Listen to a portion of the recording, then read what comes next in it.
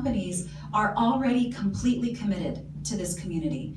What CEOs and companies are already raising their kids in this community, who don't have spouses who have to be convinced to move here, but that they live here gladly and freely and would love to grow their company? So that is our priority number 4. And we are working on developing a strategy, not just to reach out to those local CEOs and those local companies, but to come up with a plan to retain them and help them grow. So that will be forthcoming, but it's very important to us that we honor our own and make sure that we take care of our own.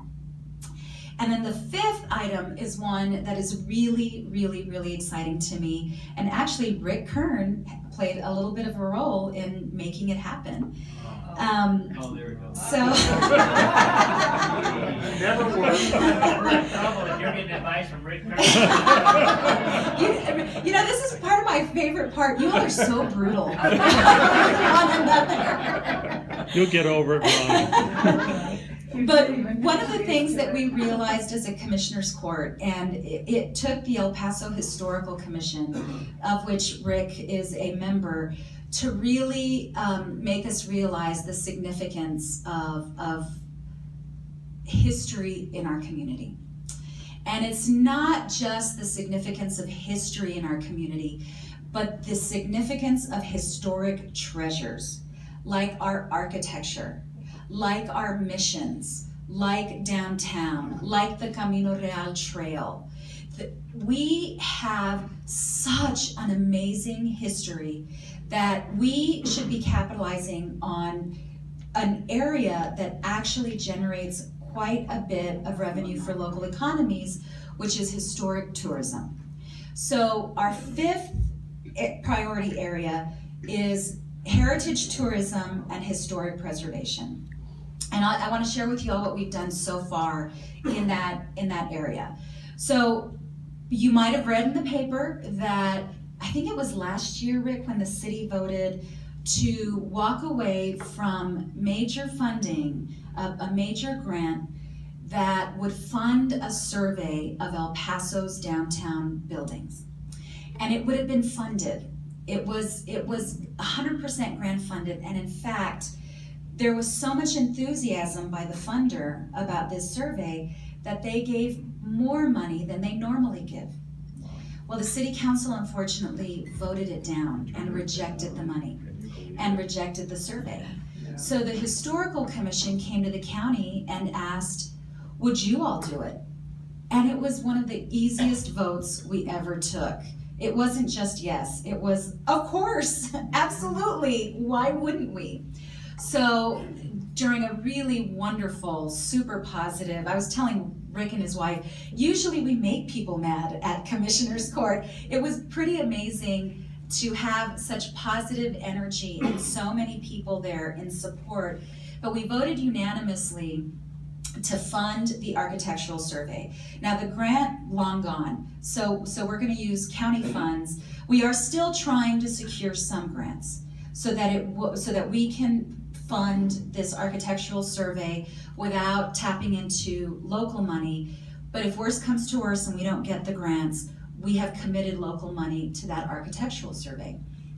What that architectural survey does is essentially, it's an individual or a group of individuals working with the Historic Commission, working with the Commissioner's Court, literally going building by building downtown and identifying those that would be eligible for state and national tax credits.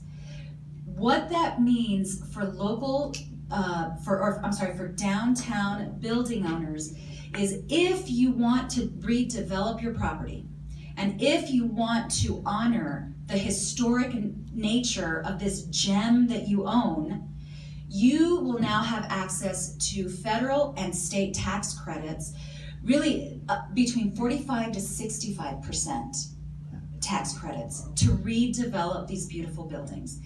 It's much easier to access these tax credits if you have that designation.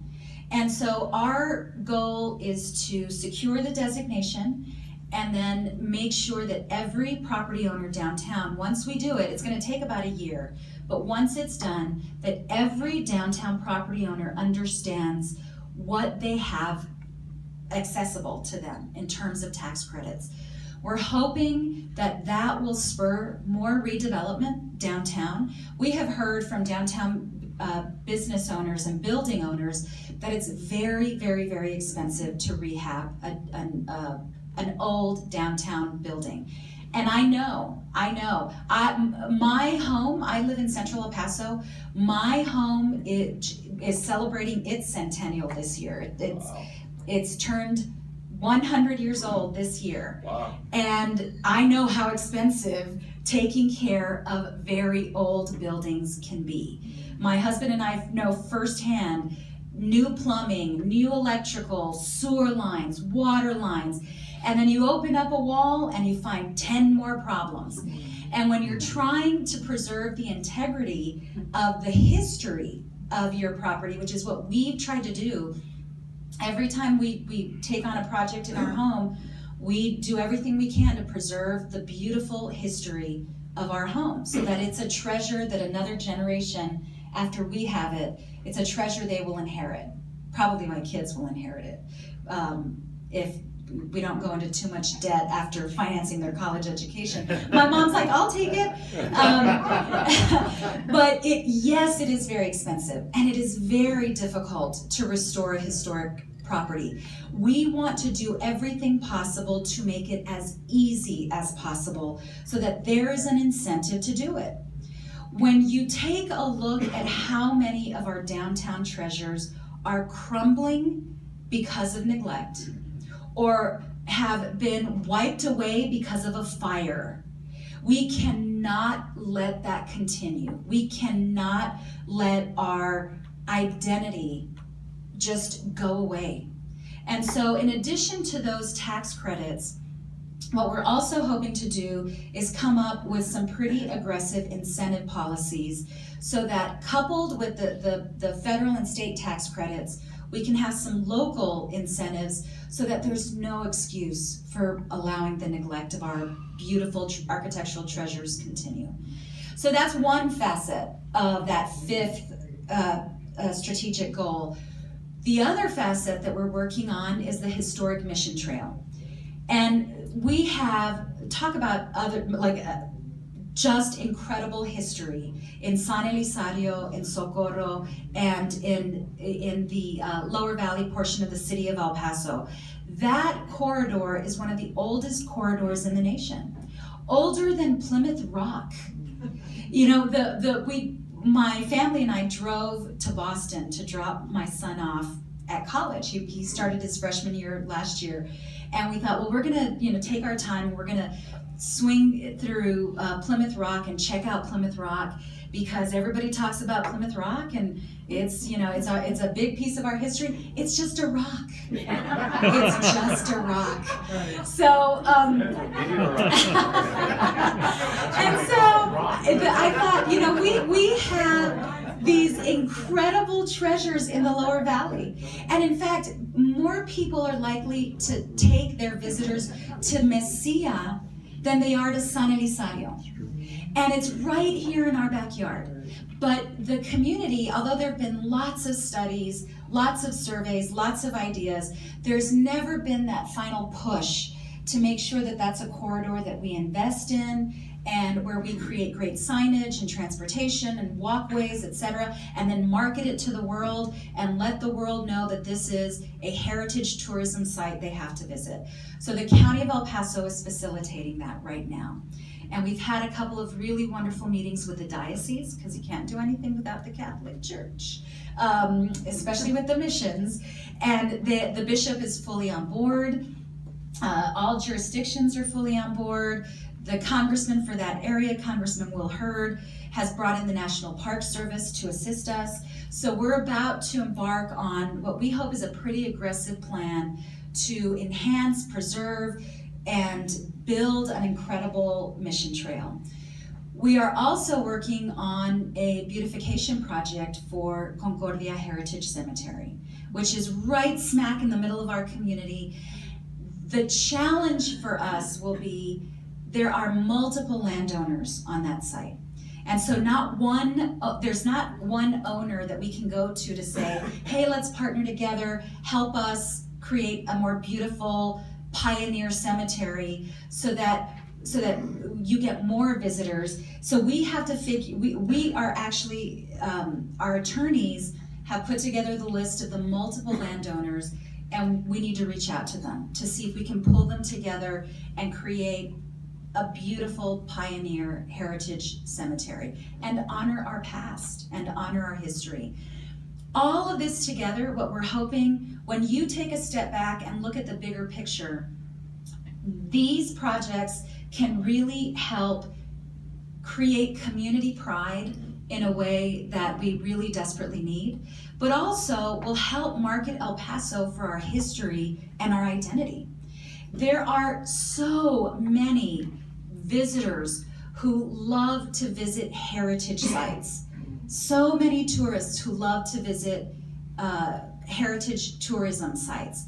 There are, as the bishop reminded me, there's lots of religious tourists who love to go to cathedrals all over the world or missions all over the world. It has been a missed opportunity for El Paso for too long. So that is an important part of our economic development strategic plan. So those were the 5 goals that we identified that we've started working on and that we are aggressively going to pursue. There's a lot of work to do, but we're very excited about it. We feel very optimistic about our ability to do it.